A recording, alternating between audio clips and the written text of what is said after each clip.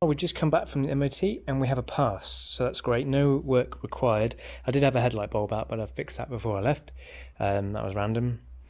I just put a cheap one in, so I might add that to the list to try and put a better bulb in, but I'm not driving at night.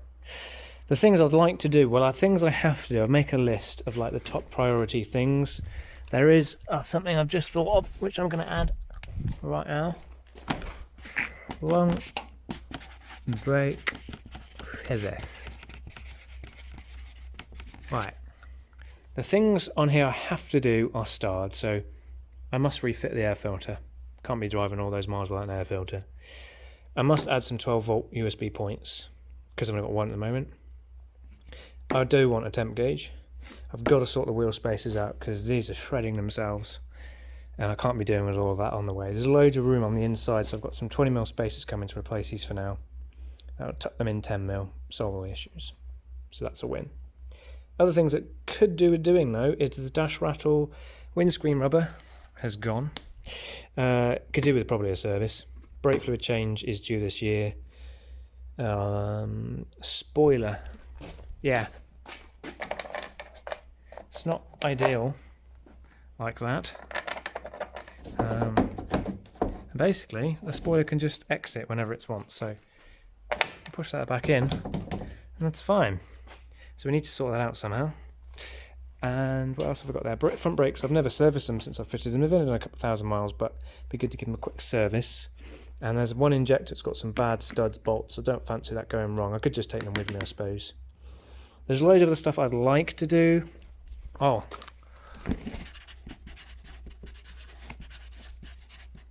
I think it's time. I need some wiper blades, definitely. The rear one in particular. That is dead. So definitely going to do that. Fronts aren't bad, but I might as well put a set on. Yeah, there's loads of things I would like to do for the journey. I'd like to redo the exhaust. I'd like to put the new seats in, which I've got.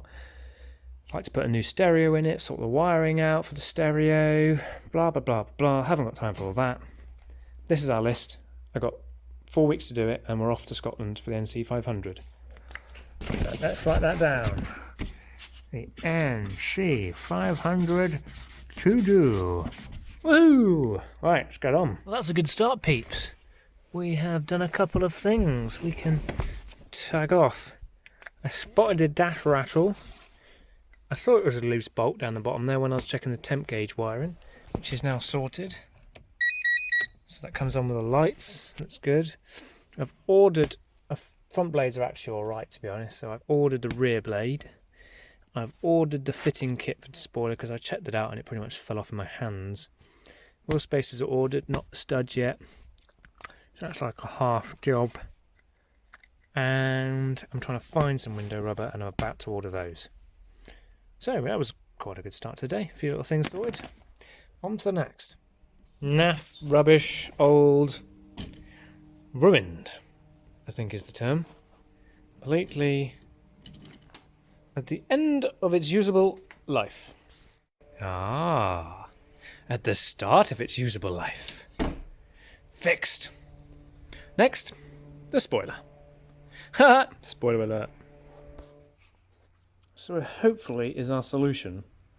Got a 1 meter threaded stainless rod with these little inner threaded rod things on the end, M6. I'll run it all the way through the middle of the spoiler because no matter what I seem to do on the end, it breaks the thin edge of the spoiler.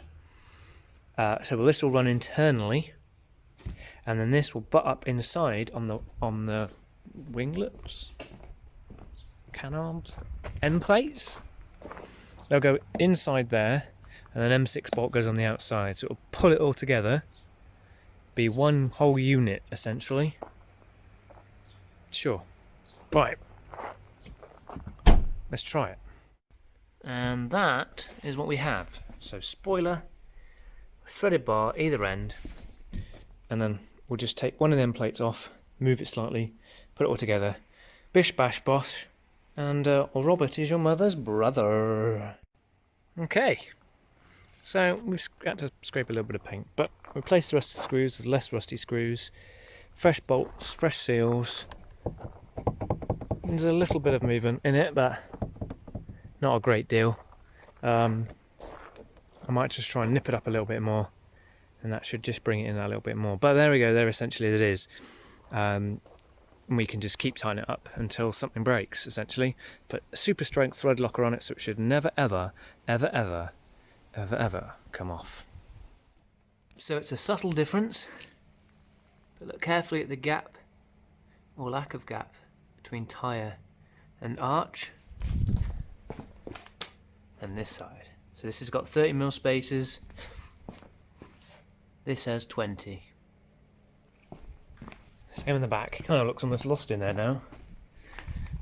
But there we go, tucked right in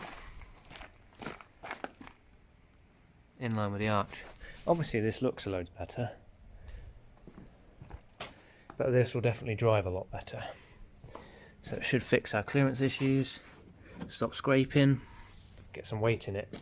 So the next thing to do, obviously, put this side on, the spacer change, and then we'll load up with camping gear, see what it looks like, and see if I'll raise the suspension by 10-15mm, because the whole week we'll be driving always with camping gear. We're never going to camp and then drive. We're going to stop, camp, get up, pack, drive. So it'll always have lots of weight in it in the back. So we might just adjust at the back a little bit for that. But first, let's change the spacers this side. And it also reminds me, I've got no arch liners at the moment, so they need to be refitted, because Scotland, apparently it might rain there sometimes. So it's probably worth protecting all the electrics and everything with some arch liners, or what I've got left of them. Now this is something I've done before. I actually don't know what this wire is for officially, but certainly on phase 3, it's on the right hand light wiring loom. There is a yellow wire with a blue plug clip. It's 12 volts at all times. Engine running, engine off, keys out, always got 12 volts. So we're going to shove one of these babies in here like that, and I'll show you that's finished in a minute using that 12 volt feed, and then we'll just earth it to the body somewhere nearby. And we've got ourselves a little 12 volts at the back for charging stuff while you're driving around, or maybe a refrigerator or something, or blowing up your bed and stuff like that. Perfect. That will do nicely. Right, the improved situation for in-car entertainment and charging. So we had an old stereo which had like a USB plug-in thing, got rid of that. So the new stereo, Pioneer thing, needs a bit of securing, not quite finished. It's almost there. Holds the phone as part of the stereo, so that's cool. Gives us a screen, sat nav, and all the rest of it. Which and also can charge from the stereo, which frees up this for some charging ports. Winning. And then back here, I've added another charging port right there, which is quite nice. And then I've modified our rear non-useful cup holder to hold the radio with a little clip, so that when you put it in, it doesn't fall out, which is, well, awesome, of course. So I quite like that. It's our little in-car radio holder, and that obviously can be unplugged or plugged in as necessary. There we go, sorted. And then in the boot, you know, because I don't want the boot to feel left out, we've installed one there as well, just nice and neatly there. So basically you can blow up the beds from there, or while we're driving around I could have like the iPad or a battery backup pack just chilling in the back, charging as we drive around. So servicing next with drive shaft seals and window motor and arch liners and wheel alignment and brake fluid change and seal on the top there, and maybe I'm ready. Maybe. Okay, death and destruction is evident. Well, sort of destruction. Car's up, wheels are off, ready to put the aligners in, change the brake fluid, drop the oil, drop the gearbox oil. Already put the new nuts on. Nice new washers. Never forget to put your little copper washers on. They cost like 5p each or something stupid if you buy a pack of 10. And then we've got the drive shafts out. And people say so often, why do you love these old things? They're awful. Well, they're not awful, especially when there's a turbo there. But this drive shaft took me 5 minutes to take out. Probably less, to be honest. 5 minutes, including jacking it up and taking the wheel off. I had a drive shaft out. This side, yes, okay. They're harder to do, but hold on. Let's hold on for a second before you say, they're a nightmare. No, they're not. They're not a nightmare. They're tricky at times. 2 11mm bolts. They have to just undo, push through, turn her 180 degrees, give a little tap from behind, and she's out. It took me like 3 more minutes to do this side and that side. So in 10 minutes, I've basically got the shafts out, engine oil dropped, gearbox oil dropped, ready to put some seals in and continue with the service. A modern car, I'd still be taking the under tray off with a face full of dirt. Not here. Oh no, I'm well away. Come on. Getting there now, getting some motivation to get it sorted. I'm also seeing lots of rust underneath, little scabby bits. Have to be dealt with this winter maybe, or maybe just never. Or we'll just paint over them. Yeah, we'll paint over them. Okay, add some new shaft seals in. This side, always make sure it protrudes ever so slightly. Apparently that's the way to do it. And this side is in there nice and flush. Let's get the shafts back in, stick some oil in it, and then onto the brakes. Wait! In the darkness, you can see it. If you look really closely, there is a new oil filter. The cheapest I could find. Perfect. Most commonly asked gearbox questions when it comes to these. What oil, how much, and how do I know I've got it full? How do I know I've got it full? There is a level plug on the side of your gearbox. 19mm. You remove it, you fill it until it starts dribbling out. And then you put the level plug back in. And obviously you want to do it to torque, which is about that much. How much? Well, you need to get 2 litres because it takes 1.75-ish. You could chuck 2 litres in, but you could keep some for a top-up. You top it up either from the side of the box in that level plug, or I top it up at the top of the gearbox if it's useful. I've got a little tube that I run. And what oil? Total Gear 8. Now it's a specific PSA grade. It's not just any old 7580. Other people do just run 7580, the cheapest they can find. But long term, you want to run this stuff. It's really not that expensive. You can usually get it for about 17 or 18 pounds for 2 litres. Just run the right stuff, is what I'm saying. It used to be BV, now it's Gear 8. Total Gear 8. Put the right stuff in, you won't regret it. Nice gear changes, longevity of your motor, well, your gearbox, the same as you put the right oil in your engine. Right, so that's done. I'll put the breather back on there, and let's fill the engine up with oil and go forwards. And we've got a nice new fuel filter going in. It is a very tight fit. Lovely. Just a little bit of diesel all over the engine bay, that's fine. It's quite a good cleaning agent, diesel, actually. There we go, look at that. Just stinks. Right, and we have to line the D up. There we go, just slot it down. We have a drain underneath, thankfully. Right, and then there's a clip somewhere that goes on top of that. There we go. And then I'll put the lid on. Gonna need both hands clean, too. It's a tight fit. I do one day want to put that on the back. And then there's space for something else, isn't there? Like another turbo, maybe? Supercharger? Possibly. Or just try and tidy that mess up. Man, it's messy, isn't it? Engine cover! So, bleeding the brakes is going well. Right, let's drill that out then. Yay! By the magic of time, absence, and video editing, there we go, another caliper. I tried to drill that one out, knowing all the way along I probably wouldn't be very successful, but I had to give it a try. I wasn't successful.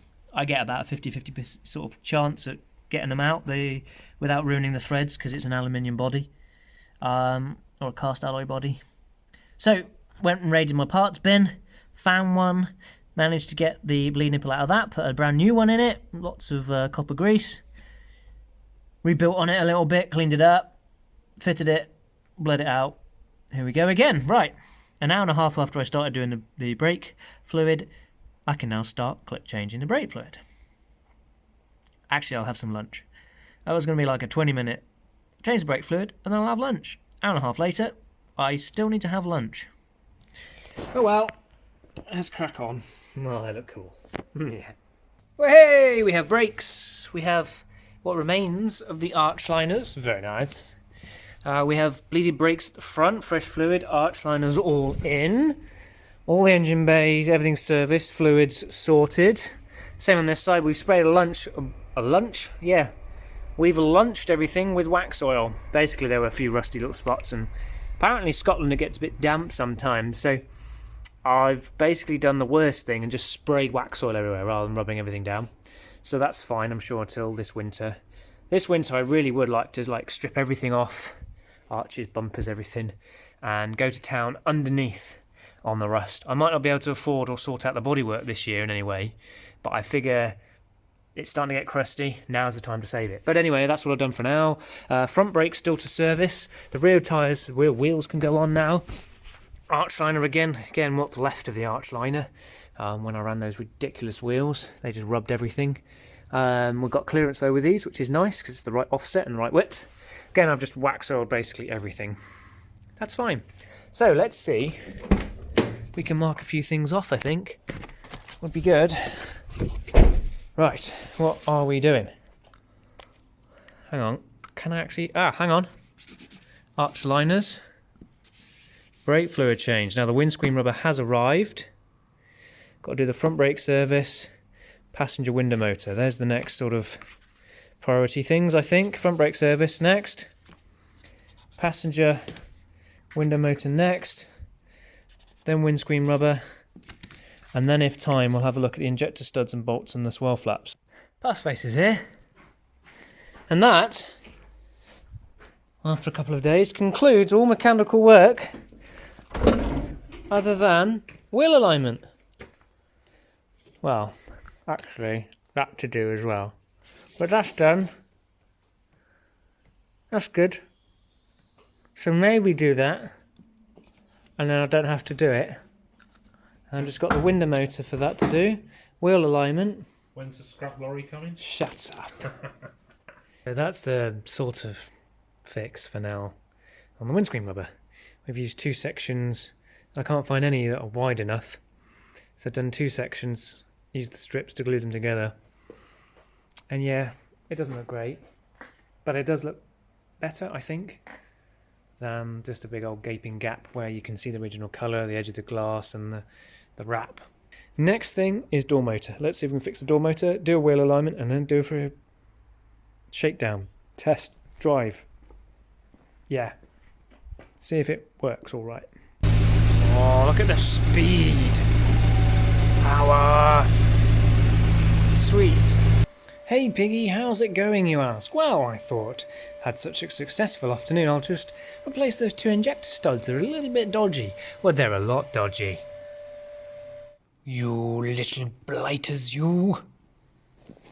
Let's replace it with new ones. Very nice. If there's ever a tool in the workshop that gets you out of trouble, it's this. That, a drill, a grinder, and a little bit of ingenuity, and you can, well, you could make this. Or you could not have any of those things and have a nicer car, probably. Let's be honest. I strung up the car, got it absolutely dialed in to 0.1 of a mil, 2.2 of a mil, as best as I can, with strings. I have found, though, I've done better with strings than others have done with lasers. I'm not saying I'm that good, just some people don't know what they're doing with the equipment they have. Anyway. Still pulling very slightly to the left, which is annoying because we're going to drive like 8 hours on the motorway. So I thought I'll switch some tyres around and just see if that has any effect. Rarely, but sometimes does. Switch the fronts around and it pulled quite heavily to the right. So I've been rotating the tyres round until it sort of drives straight, which is good enough. The roads here are like this. So it's kind of hard to tell. Even on the flattest of roads, it's still kind of cambers and all the rest of it. So we think we've got it driving nice. That's great.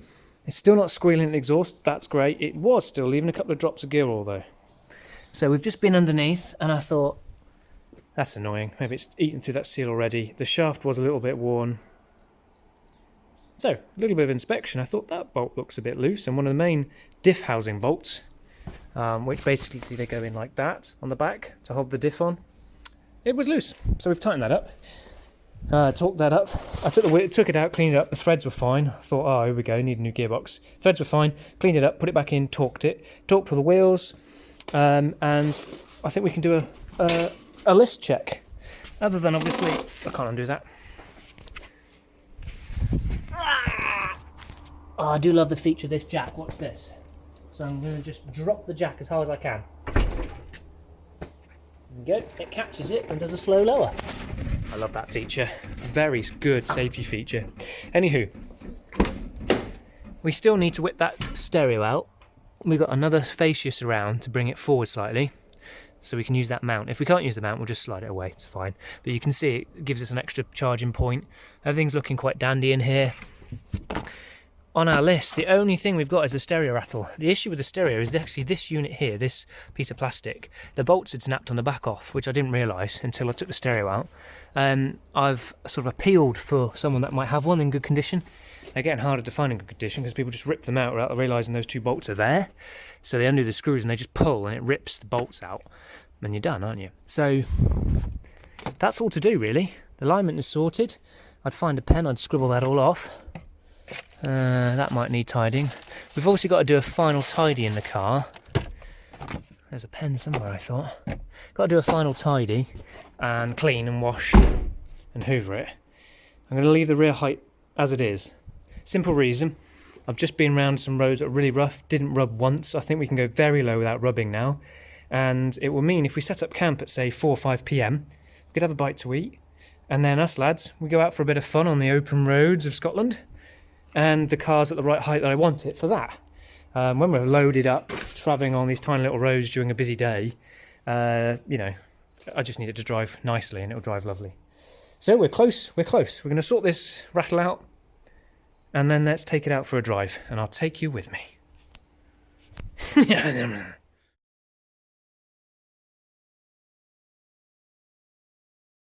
Well, no doubt this is the worst I've ever looked. Yeah, I'm shaved in a few days. 7 days ago, felt fine. 6 days ago, came down with COVID. So, there was a slight tickle of a cough left. Otherwise, feeling actually fine now. Mrs. Piggy got it positive 36 hours ago or something. She's been negative all week. I've been keeping away from her and cleaning everything as I go. NC500, we should be there now. Gone up and down motion and no, it can't go, yes can go, maybe we could go, and realised you can only do so, you're only stopped in doing something when you quit, not when you have a loss. We had a loss, but if we're not quitting, then we won't lose. So we've packed, we're almost packed, the car's full of fuel. The last couple of checks, put 2 massive screws in through the dash that stops rattling, because that was doing my head in. We're going to get up super early, and now we haven't just got to drive to Inverness. Tomorrow we're going to drive to Inverness and then scoot up to John O'Groats in one day. So that'll be interesting. Our friends are being very accommodating, but we're camping separately. So we're just going to cook separately, do everything separately, toilets, everything, and wear masks and high, anti-bac everything as we go. That's the plan. But maybe we'll wake up and we'll feel really ill and we can't go. So the car has not been cleaned. Not done any final prep work, we're just going to fill it full of stuff and go. Got a spare auxiliary belt, spare pump, spare injector, and I hope I don't need any of it. So, that's the end of this episode. Thanks for watching, thanks for looking at how terrible I look at right now. Perhaps you just look away and listen to my terrible voice. And maybe a following episode might just be a little NC500 special with some nice shots and scenery of the 306 broken down in Scotland in multiple places. Thanks for watching. Next scene, broken down.